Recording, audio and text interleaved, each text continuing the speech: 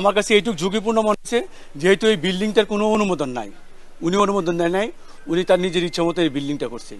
এবং পাশাপাশি যে দুইটা বিল্ডিং আছে, পৌরসভার যে নিয়ম শৃঙ্খলা, যে নিয়মতান্ত্রিকভাবে বিল্ডিং করার যে বিধান আছে, সেই বিধানটা উনি মানে নাই। যতটুকু বিধান না মানছেন, আমরা ততটুকু তাদেরকে ভেঙে দিব, এটা আমাদের সিদ্ধান্ত। বিল্ডিংয়ের ডিজাইন অনুযায়ী এটা হলো বিল্ডিংয়ের ডিজাইন। এই বিল্ডিংয়ের ডিজাইনটা টোটালটা অমিট করছে তারা।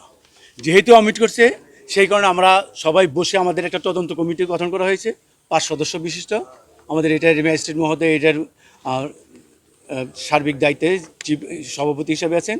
আমাদের নির্বাহী প্রকৌশলী যিনি আছেন উনি সদস্য সচিব আছেন। আমাদের টাউন প্ল্যানার যিনি আছেন উনি আছেন সদস্য। আমাদের একজন ইঞ্জিনিয়ার আছেন উনি সদস্য। আমাদের কাউন্সিলর একজন আছেন, এই ওয়ার্ডের যিনি কাউন্সিলর, তাকে সহকারে আমরা 5 সদস্য বিশিষ্ট একটা কমিটি করে দিয়েছি।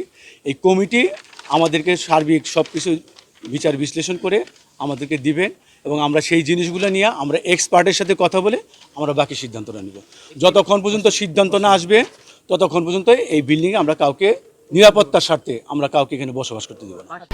1, 2, 3 ঢাকায় জমি জিতে নিন 100% ক্যাশব্যাক সহ 20 কোটি টাকার পুরস্কার।